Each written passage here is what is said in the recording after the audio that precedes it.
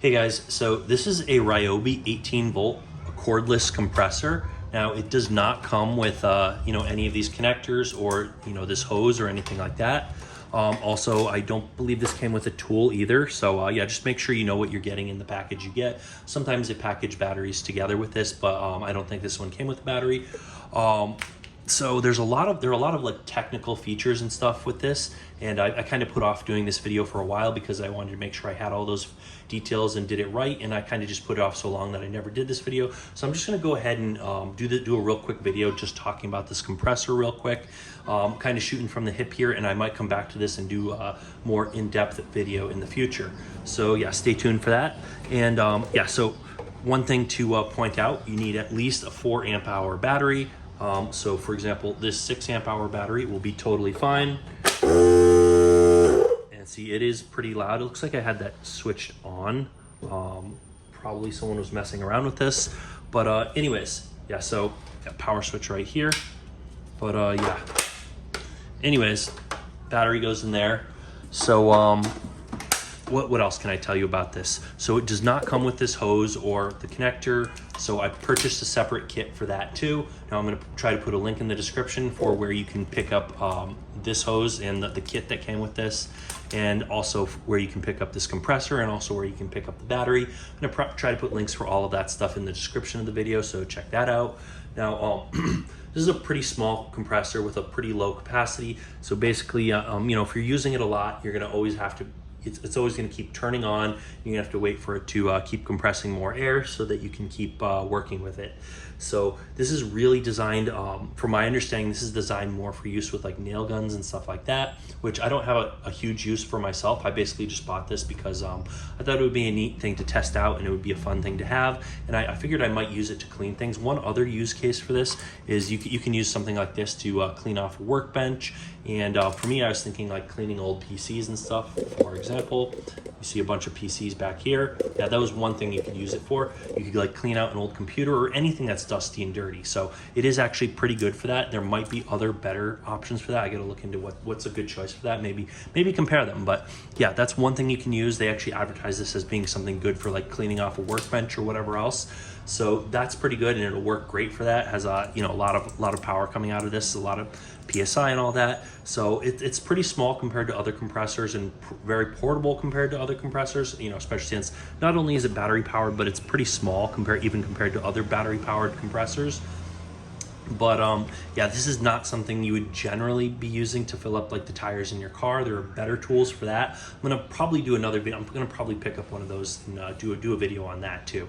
I have some smaller kind of piece of junk tools in my car right now that I use to fill up tires when I need to. I'm gonna probably buy but I'm gonna probably buy something else, probably something from Ryobi. There are other brands that are as good or better, definitely better brands, but yeah, so there are tools that are intended specifically for filling up tires in cars, that a consumer would buy and use, that are much better options than this. This is not something you'd want to carry around with you in your car to fill up tires or even keep in your garage.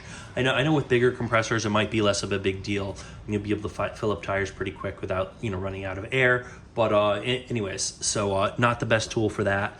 It is a pretty decent tool for clearing off like a dusty workbench or something, so long as you don't mind the noise, and it won't hold it'll have to keep filling up. Basically, it will compress a bunch of air into this tank. Once the tank is full, you'll have until you run out of air to clean everything off and do whatever you're working on. And then once it runs out of air, the compressor turns back on and it's really loud. So as long as you don't mind it turning on and being really loud every so often, which can get really annoying depending on where you are and what you're doing. That can get pretty annoying if all you want to do is just dust off a workspace or something. So depending on what you're doing, but yeah, probably the number one things they mention using for this for, and the thing that it's generally meant for is more like use with nail guns.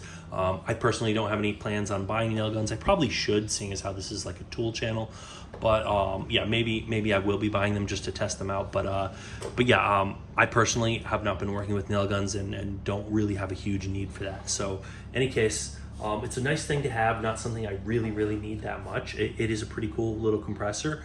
I feel like it is small, it looks pretty neat having this neat looking little cylinder like this, and it is small and portable, but you'd probably be better off, it's not super portable. It's not like you're going to carry this around in a backpack or something. I guess it makes a difference if you're using a nail gun and moving around on a roof or something, and you need something light you're constantly moving it everywhere with you.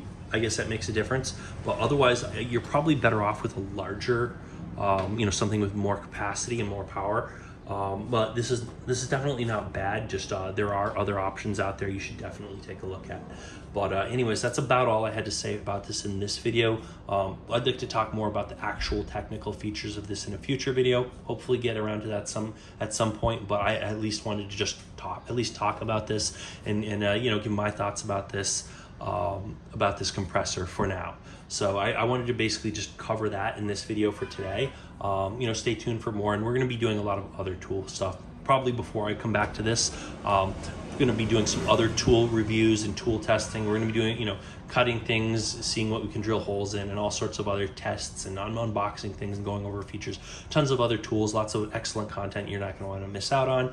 So yeah, definitely hit that subscribe button and hit the bell icon so you actually know when we come out with new videos. Otherwise, they won't even give you an alert. Also, if you do have your own experience with this, or if I missed something, or if maybe I got something wrong, I might have gotten something wrong about this. Definitely leave a comment down below letting me know, and might want to give me a thumbs up on this video. But that's about it for today. So thanks for watching, and we'll see you guys on that next video.